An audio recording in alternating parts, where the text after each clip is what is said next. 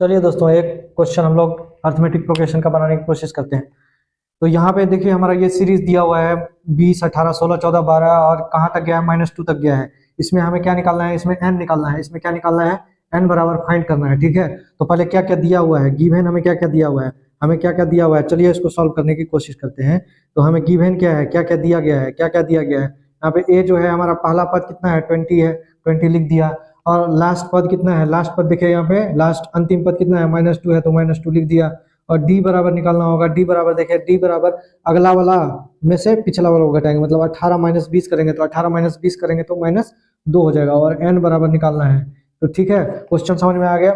इससे डाटा से यही प्राप्त होता है। तो हम लोग अभी फॉर्मूला जाने हैं कि ए एन बराबर क्या होता है।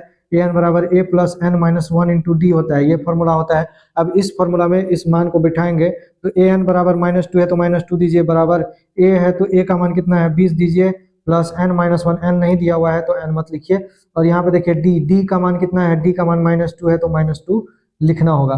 अभी देखिए क्या करते हैं, यहाँ पे देखिए, यहाँ पे पहले क्या करेंगे, पहले इसको कर लेते हैं, उसके बाद करते हैं। -2 है तो -2 लिखिए, बराबर 20 प्लस इसको इससे मल्टीप्लाई करते हैं, इसको इससे मल्टीप्लाई करेंगे तो देखिए कितना हो जाएगा, -1 × -2 तो +2 हो जाएगा। और n को -2 से मल्टीप्लाई करेंगे तो -2n हो जाएगा। ठीक है, समझ में आया। इसको इससे मल्टीप्लाई करके यहाँ लिख दिए हैं। अब देखिए 20 2 22 हो गया, इन दोनों को जोड़ेंगे तो 22 होगा। 22 को जब बराबर के इधर लाएंगे तो -22 हो जाएगा, तो -2, और ये दोनों +22 होगा, जब इधर लाएंगे तो -22 हो जाएगा, बराबर कितना, -2n हो गया। ठीक है, अभी हमें क्या मिला, यहाँ देखिए -22 - 2, ठीक है, -22 - 2 कितना हो जाएगा, -24 हो जाएगा। यानी कि हम लोग यहाँ क्या लिख सकते हैं, -22 2 24 हो गया, बराबर -2n हो जाएगा। ठीक है, देखिए माइनस माइनस तो गया, यहाँ पे 24/2 हो जाएगा, क्योंकि जब दो मल्टीप्लाई में है बराबर के इधर आएगा तो डिवाइड में हो जाएगा। n बराबर 24/2, इसको काटेंगे तो 12 हो जाएगा। यानी n का मान कितना निकल गया, n का मान 12 निकल गया। मतलब n का मान 12 जब होगा तभी यहाँ पे हमारा लास्ट टर्म जो है -2 आएगा। लास्ट टर्म तो -2 कब आएगा, जब n बराबर 12 रहेगा। ठीक है, n का वैल्यू बहुत आसानी से हम लोग इस फॉर्मूला से निकाल सकते हैं। ठीक है, आशा करता हूँ आपको समझ में आया होगा। चैनल पर बने रहिए और इसको सब्सक्राइब भी करना ना भूलें। ठीक है, लाइक भी करना है। धन्यवाद। नमस्कार दोस्तों, अभी देखिए हम लोग सबसे पहले बेसिक जानते हैं। बेसिक जानने के बाद ही हम लोग क्या करेंगे, क्वेश्चन बनाएंगे, एक्सरसाइज में घुसेंगे। पहले थ्योरी बता देते हैं। ठीक है, अभी देखिए हम लोग पहले भी, अभी आपको पहले ही वीडियो में बता दिया है कि कैसे एपी का क्या रूप होता है और कैसे इसको लिखना है। पहला पद, अंतिम पद, ये बता दिया है। ये पहला पद कहलाता है, ये अंतिम पद कहलाता है। ठीक है, तो इसको हम लोग क्या लिख सकते हैं, देखिए इसको हम लोग इस टर्म में भी लिख सकते हैं, ए इसको लिख सकते हैं। और इसको क्या लिख सकते हैं, a+d भी लिख सकते हैं। इसको देखिए क्या लिख सकते हैं, a+2d लिख सकते हैं। इसको क्या लिख सकते हैं, a+3d लिख सकते हैं। ठीक है, ऐसे करके बढ़ते जाएगा। ठीक है, अब देखिए क्या है कि a पे पावर n है, यहाँ पे देखिए a पे पावर 4 था, यहाँ देखिए 1 का 1 हो गया, यहाँ पे 2 को a+d लिखे, 3 को a+2d लिखे, तो a n को क्या लिखेंगे, a+n-1 × d नहीं लिखेंगे।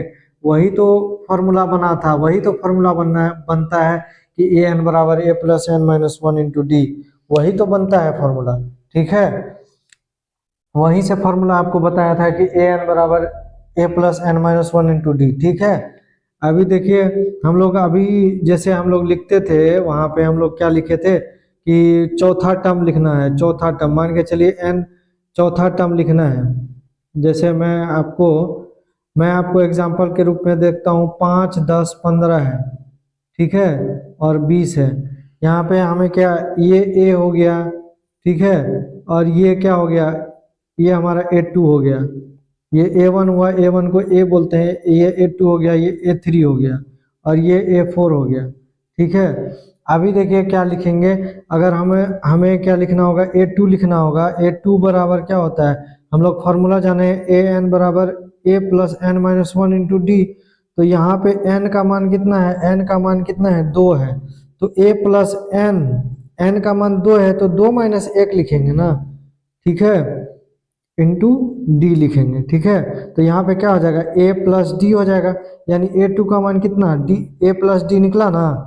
ठीक है, वही तो यहाँ पे लिखा हूँ, a2 का मान a+d डी लिखा हूँ। अभी देखिए मान के चलिए A3 है, A3 है, A3 को क्या लिखेंगे A प्लस, यहाँ पे देखिए 3 है, 3 मतलब n है, n का मान 3 है तो 3 माइनस 1 इंटू डी लिखेंगे, वही फॉर्मूला पे बैठाएंगे तो A प्लस कितना हो जाएगा, 3 में से 1 गया 2, 2D हो जाएगा। A3 बराबर क्या हो गया, A3 बराबर A प्लस 2D हो गया। ठीक है, समझ में आ रहा है। तो उसी तरह यहाँ पे मैं लिखा हूँ A3 बराबर A प्लस 2D, A4 बराबर A प्लस 4D 3D और A5 जो होगा तो A5 क्या हो जाएगा A प्लस 4D हो जाएगा। उसी तरह ए एन जो होगा A plus N minus 1 into D हो जाएगा। ठीक है, और इसी पे आधारित बहुत सारा क्वेश्चन हम लोग टेंथ का जो बोर्ड है उसमें बहुत सारा क्वेश्चन पूछता है एपी से। अभी वही क्वेश्चन हम लोग करेंगे। फिलहाल अगर वीडियो अच्छा लगे तो लाइक कमेंट सब्सक्राइब कीजिए, चैनल को आगे बढ़ाइए। धन्यवाद।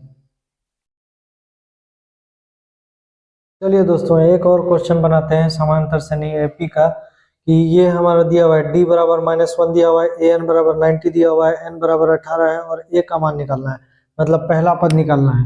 ठीक है, हम लोग वही फॉर्मूला बनाते हैं, वही फॉर्मूला पे कौन सा फॉर्मूला बनाते हैं, यही फॉर्मूला बनाते हैं ए एन बराबर A plus N minus 1 into D पे हम लोग बनाने की कोशिश करते हैं। ठीक है, ए एन बराबर कितना है 90 है तो 90 दे दिए, ए का मान है पहला पद तो निकालना ही है तो पहला पद रहने दीजिए, n माइनस 1, एन की जगह पे 18 है तो 18 माइनस 1 इंटू डी के जगह पे देखिए क्या है, डी के जगह पे -1 है तो -1 दे सकते हैं। अभी देखिए ए के जगह पे कुछ नहीं है तो रहने दीजिए, 18 में से गया 17, 17 को -1 से गुना करेंगे तो -17 हो जाएगा, 17 को 1 से गुना करेंगे तो -1 से तो -17 हो जाएगा 90। ठीक है, यहाँ जब -17 है, -17 जब बराबर के इधर आएगा तो +17 हो जाएगा तो 90 प्लस 17 हो जाएगा बराबर कितना हो जाएगा ए हो जाएगा। ठीक है, यानी ए का मान कितना निकल गया, ए का मान निकल गया, इन दोनों को जोड़ दीजिए होगा कितना हो जाएगा 107 हो जाएगा, कितना हो जाएगा 107 हो जाएगा, 107 हो जाएगा। ठीक है, ए का मान कितना हो जाएगा 107, यही हमारा आंसर हो जाएगा, ए का मान 107 हो जाएगा। ठीक है, आशा करता हूँ आपको समझ में आया होगा। अभी और कोई बेसिक चीज को जानेंगे, बने रहिए।